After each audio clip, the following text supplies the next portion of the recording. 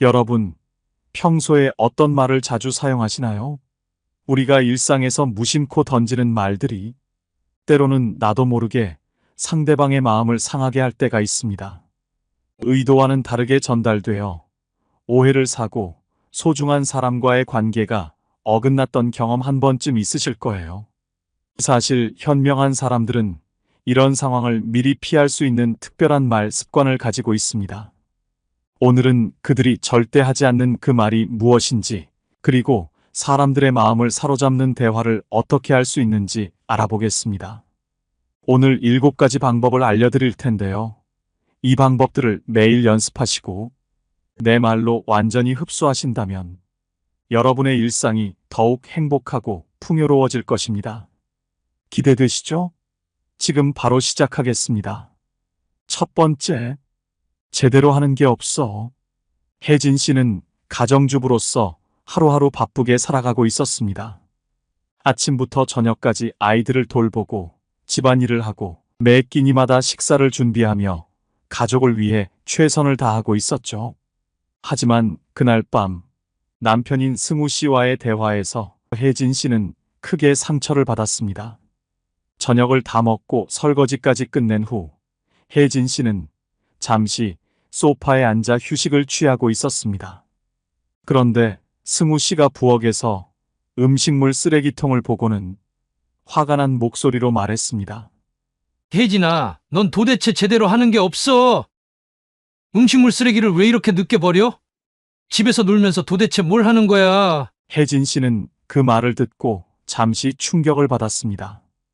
하루 종일 열심히 일했지만 단지 음식물 쓰레기를 늦게 버렸다는 이유로 자신이 아무것도 하지 않는 사람처럼 취급받는 기분이 들었죠. 내가 하루 종일 얼마나 바빴는지 알아? 애들 돌보고, 청소하고, 장 보고, 그럴 수도 있잖아. 그러나 이미 승우 씨는 짜증이 난 상태였고 혜진 씨의 말을 들으려 하지 않았습니다. 그날 밤 혜진 씨는 그 말을 계속 떠올리며 서운한 마음을 떨쳐내지 못했습니다. 이 말은 마치 한 사람이 힘들게 쌓아올린 탑을 한순간에 무너뜨리는 것과 같습니다. 상대방이 얼마나 많은 일을 해왔든 작은 실수나 사소한 문제로 그들의 모든 노력을 부정하는 순간 상대방은 존재 자체를 부정당한 기분을 느끼게 됩니다. 심리적으로도 이런 말은 자존감과 자기인식에 큰 영향을 미칩니다. 특히 가까운 사람에게서 이런 말을 들으면 그 상처는 더 깊고 오래 지속될 수 있습니다. 사람들은 자신이 해낸 일을 인정받고 싶어 하는 욕구가 강합니다. 이 욕구가 무시될 때 상대방은 의욕을 잃고 그 관계에서 거리를 두게 됩니다. 현명한 사람들은 상대방을 비판하기 전에 그들이 해낸 것을 인정하고 그 후에 건설적인 대화로 이끌어갑니다. 정약용은 이렇게 말했습니다. 작은 잘못을 비난하지 않고 그가 잘한 점을 먼저 칭찬하라. 이럴 때 제대로 하는 게 없어. 대신 오늘 하루도 정말 고생 많았어. 음식물 쓰레기는 내가 버릴게. 혹시 도움이 필요한 게 있으면 말해. 로 바꾸면 상대방의 노고를 인정하면서 사소한 일을 함께 해결하려는 배려와 상대방을 돕고자 하는 의지를 담고 있죠. 이로 인해 비난이 아닌 격려의 메시지를 전달할 수 있고 부드럽게 대화의 흐름을 이어갈 수 있게 만듭니다. 이런 접근법은 부부간의 갈등에서 상대방을 존중하고 협력하는 태도를 보여줌으로써 갈등이 해결되는데 도움을 줄 수 있을 것입니다. 두 번째, 너는 항상 그래. 영미 씨는 오늘 아침도 답답한 마음으로 시작했습니다. 어젯밤에도 분명히 방을 치우라고 말했지만 아들 준수의 방은 여전히 엉망이었죠. 여기저기 흩어진 옷가지와 책상 위에 널린 쓰레기들. 고등학생이 되면서 사춘기가 절정에 달한 준수를 보며 영미 씨는 점점 걱정이 쌓였습니다. 또 말을 안 듣는구나. 어제도 말했는데 왜 이러지? 속으로 한숨을 쉬며 참아보려 했지만 결국 참지 못하고 부엌에서 하던 설거지를 멈추고 준수의 방으로 향했습니다. 문을 열자마자 더 엉망이 된 방을 보니 속에서 불길이 치솟았습니다. 준수야, 또 방이 이게 뭐야? 넌 항상 그래. 왜 말을 해도 소용이 없니? 준수는 침대에서 휴대폰을 만지작거리던 손을 멈추고 천천히 엄마를 쳐다봤습니다. 항상 그렇다고? 어제 시험 준비하느라 바빴잖아. 왜 나한테만 그래? 준수의 목소리는 차가웠고 이미 마음의 문은 닫힌 듯 했습니다. 엄마와 말하고 싶지 않다는 표정으로 고개를 돌렸고 그날 저녁 대화는 끝내 냉랭한 분위기 속에서 마무리되었습니다. 준수의 방은 그대로였고 영미 씨는 속이 더 답답해졌죠. 사실 이 말은 마치 아이의 마음에 불씨를 던지는 것과 같습니다. 사춘기 아이들은 부모의 말에서 자신의 정체성을 찾고 싶어 하기 때문에 넌 항상 그래 같은 말은 그들에게 자신이 변하지 않는 사람이라는 메시지로 들립니다. 이런 표현은 아이에게 고정된 틀을 씌우며 그동안의 노력까지 무시당하는 기분을 주죠. 결국 아이는 방어적이 되어 대화가 막히고 부모와의 관계는 멀어질 수밖에 없습니다. 정약용은 이렇게 말했습니다. 말은 다듬어서 해야 하고 마음은 가다듬어서 행동하라. 이럴 때 넌 항상 그래. 대신 오늘 방이 좀 어지럽네? 어제도 그렇던데 조금 더 정리해주면 좋겠어. 라고 말하는 것이 좋습니다.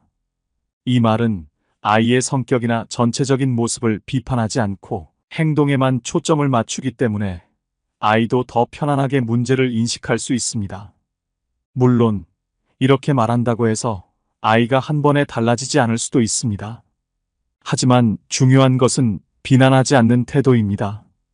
비난은 결국 마음에 상처를 남기고 돌이킬 수 없는 갈등의 씨앗이 될 수 있기 때문이죠. 세 번째, 생각이 있냐 없냐? 재석 씨와 은영 씨는 결혼 20년 차 부부입니다.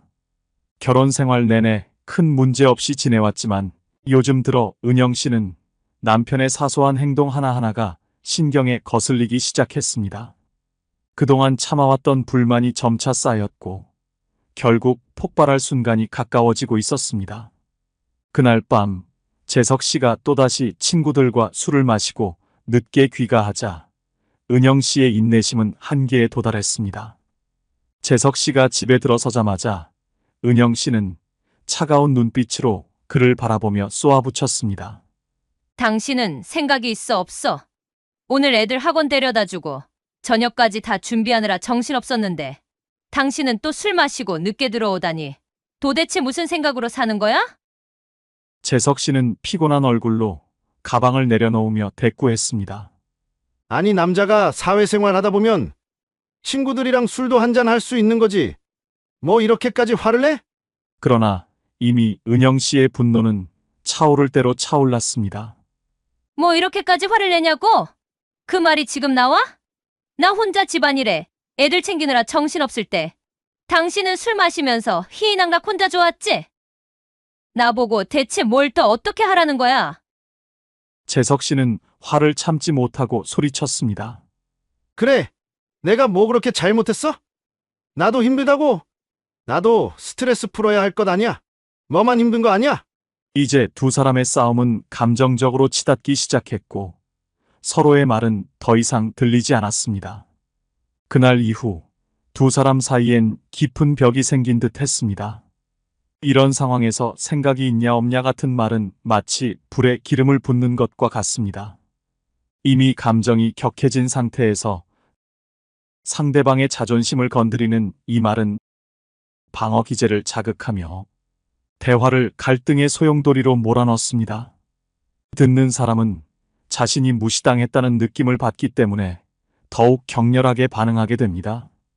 마치 불꽃이 커지면서 주변을 모두 태우듯이 감정의 폭발은 더 깊은 상처를 남기죠. 정약용은 이렇게 말했습니다. 말은 칼보다 더 깊은 상처를 남긴다. 특히 감정이 격해진 순간에는 말 한마디가 서로에게 깊은 상처를 줄 수 있기에 더 신중하게 대화해야 합니다. 이럴 때 생각이 있냐 없냐 대신 오늘 정말 많이 힘들었지? 나도 많이 지쳤지만 우리 서로 조금 더 이해해보자. 라고 말하는 것이 좋습니다. 이 말은 감정을 상하지 않게 하면서도 자신의 감정을 솔직하게 표현하고 상대방의 입장도 고려한 접근법입니다. 비난 대신 이해와 협력을 강조하면 부부 사이의 갈등이 더 큰 상처로 번지지 않고 해결의 실마리를 찾을 수 있습니다. 네 번째, 내가 말했잖아. 준호는 요즘 친구 동민을 볼 때마다 마음이 편치 않았습니다. 몇 달 전 동민이 새로운 사업 아이디어를 들고 와 자랑스럽게 말했을 때 준호는 속으로 걱정이 많았죠. 그 아이디어가 성공하기엔 위험 요소가 너무 크다고 생각했지만 동민의 열정을 꺾기 싫어 대놓고 반대하지는 않았습니다. 그리고 예상대로 사업은 얼마 가지 않아 큰 벽에 부딪히고 말았습니다. 어느 날 동민이 힘없이 고개를 떨군 채 준호에게 전화를 걸어왔습니다. 준호야, 나 이번 사업 완전히 망했어. 결국 아무것도 안 됐어. 준호는 안타까웠지만 이미 예상했던 일이었기에 자연스럽게 말이 나왔습니다. 거봐, 내가 말했잖아. 그거 너무 위험하다고 했잖아. 그렇게 될 줄 알았어. 동민은 잠시 말이 없었습니다. 그 후로 대화는 끊겼고 둘 사이에는 서먹한 기운이 감돌기 시작했습니다. 동민의 마음은 이미 깊이 상처를 입었고 그들의 관계 역시 멀어져만 갔습니다. 내가 말했잖아라는 말은 마치 난 옳았고 너는 틀렸어라고 선언하는 것과 같습니다. 실패로 마음이 다친 친구에게는 이 말이 더 큰 상처로 다가오죠. 이미 실패의 쓴맛을 본 친구는 자신의 실수를 잘 알고 있을 겁니다. 그런데 그 순간에 과거를 들추면서 봐, 내가 맞았지 라고 말하는 것은 상처에 소금을 뿌리는 격입니다. 정약용은 이렇게 말했습니다. 타인의 실수를 지적하기보다는 그를 일으켜 세우는 말이 더 큰 덕이다. 이럴 때는 내가 말했잖아 대신 힘들었겠다. 그래도 중요한 건 지금부터야. 어떻게 다시 일어설지 고민해보자. 넌 다시 할 수 있어. 라고 말하는 것이 좋습니다. 이 말은 위로와 함께 새로운 가능성을 제시해 상대방이 더 나아갈 수 있는 힘을 얻게 합니다. 사람들은 실패했을 때 과거보다 미래에 대한 희망을 찾고 싶어 하죠. 현명한 사람들은 이럴 때 과거가 아닌 미래를 바라보는 말을 던집니다. 이미 스스로 실수를 깨달은 친구에게 추가적인 비난보다는 함께 고민하고 도울 방법을 제시하는 것이 훨씬 더 필요합니다. 그렇게 함으로써 친구는 스스로 상황을 돌아보고 다시 도전할 힘을 얻게 되는 것이죠. 다섯 번째, 너 때문이야. 재훈 씨는 최근 회사에서 진행한 프로젝트에서 큰 문제가 발생했습니다. 중요한 프레젠테이션 준비가 제대로 되지 않아 팀 전체가 상사에게 질책을 받았죠. 프로젝트는 시작부터 문제가 많았지만 그날 아침 실수가 결정적이었습니다. 팀원들 모두가 당황해 있었지만 재훈 씨는 가장 먼저 친구이자 동료인 영수에게 화살을 돌렸습니다. 회의가 끝난 후 재훈 씨는 화가 난 얼굴로 영수에게 다가갔습니다. 영수야, 이게 다 너 때문이잖아. 네가 제대로 준비만 했더라면 이런 일은 없었을 거 아니야. 영수는 잠시 멍하니 서 있다가 한숨을 쉬었습니다. 재훈아, 나 혼자만의 책임이 아니야. 이 프로젝트는 우리 모두가 준비해야 했잖아. 하지만 이미 재훈 씨는 화가 난 상태였고 영수의 말에 귀를 기울이지 않았습니다. 두 사람의 관계는 그날 이후로 서먹해졌고 팀워크에도 금이 가기 시작했습니다. 사실 이 말은 가라앉고 있는 배에 큰 구멍을 내는 것과 같습니다. 너 때문이야 라는 말은 이미 복잡해진 상황에서 비난의 화살을 던지며 책임을 떠넘기고 상황을 악화시키는 것이니까요. 문제가 발생했을 때 사람들은 자연스럽게 다른 사람을 탓하고 싶어 하죠. 하지만 이럴 때는 책임을 묻기보다는 먼저 배에 난 구멍을 함께 막을 방법을 찾아야 합니다. 현명한 사람들은 문제의 책임을 따지는 대신 갈등을 진정시키고 해결책을 함께 모색합니다. 함께 행동하는 것만이 배를 다시 안전하게 만들 수 있거든요. 율곡 2인은 이렇게 말했습니다. 사람을 책망하기보다 그와 더불어 헤쳐나가는 것이 참된 도리이다. 이럴 때 너 때문이야. 대신 이번 문제는 우리가 함께 풀어야 할 것 같아. 다음번엔 어떻게 더 잘 준비할 수 있을지 생각해보자. 라고 말하는 것이 좋습니다. 이 말은 비난 대신 협력을 강조하며 상대방도 더 편안하게 문제를 인식하고 함께 해결책을 찾을 수 있도록 도와줍니다. 이렇게 하면 팀워크도 무너지지 않고 오히려 더 강해질 수 있습니다. 6번째, 어차피 소용없어. 지은 씨는 최근 건강을 위해 다이어트를 시작한 친구 수진 씨를 응원하고 있었습니다. 수진 씨는 식단 조절도 하고 열심히 운동을 하고 있었지만 체중이 잘 줄지 않자 점점 의욕을 잃어가고 있었죠. 어느 날 두 사람은 카페에서 만나 이야기를 나누게 되었습니다. 지은아, 나 이제 진짜 다이어트 그만해야 할 것 같아. 아무리 해도 체중이 줄질 않네. 뭐가 문제인 걸까?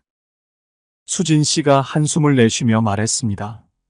지은 씨는 수진의 피곤한 얼굴을 보고 순간적으로 이렇게 말하고 말았습니다. 어차피 소용없지 않아? 지금까지 해도 큰 변화가 없었잖아.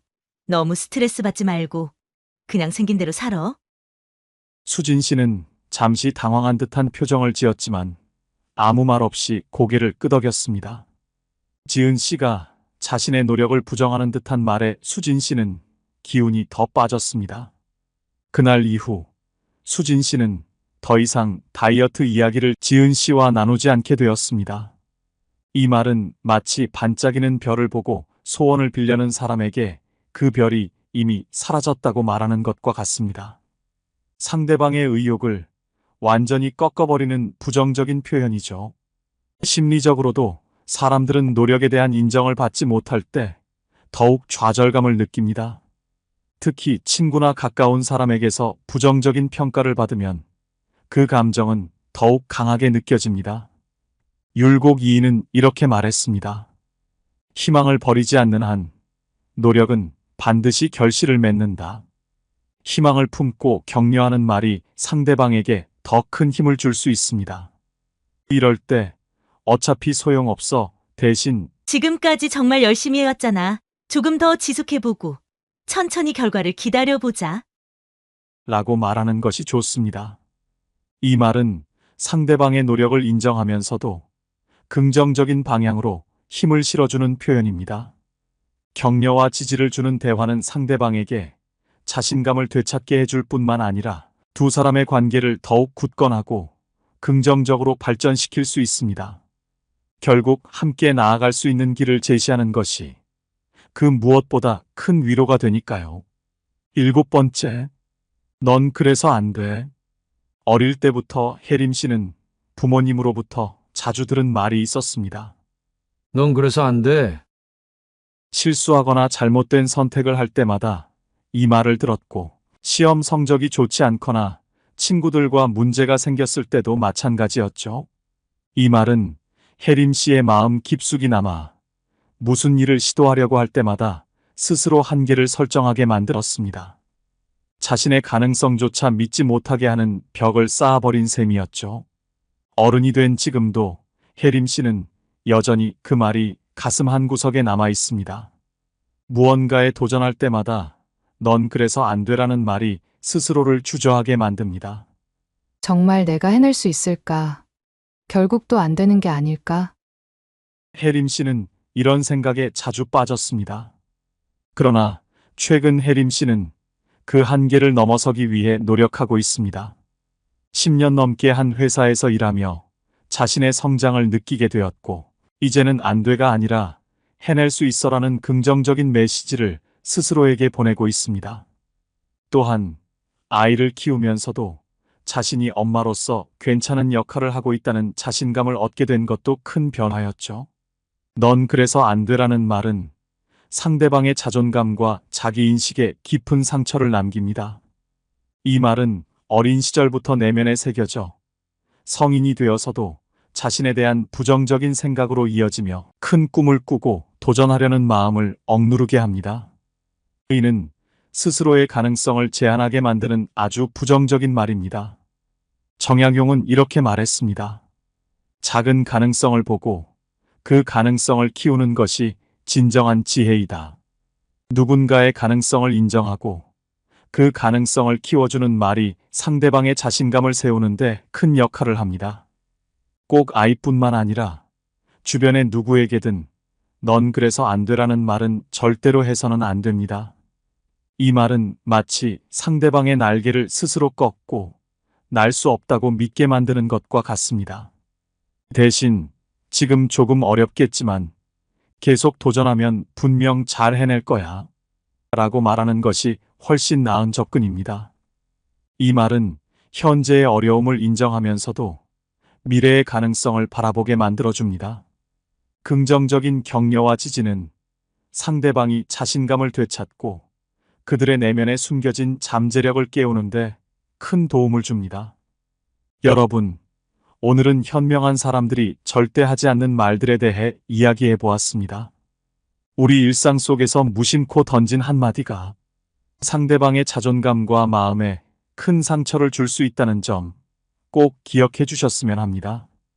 혹시 여러분도 비슷한 상황을 겪으신 적이 있으신가요? 댓글로 여러분의 경험을 나눠주시면 많은 분들께 큰 도움이 될 것입니다. 이 영상이 필요한 분들께 공유해 주시고 구독과 좋아요로 저를 응원해 주세요. 여러분과의 소중한 연결이 저에게 큰 힘이 됩니다. 오늘도 여러분의 행복을 빕니다. 이상으로 행복 주문서였습니다.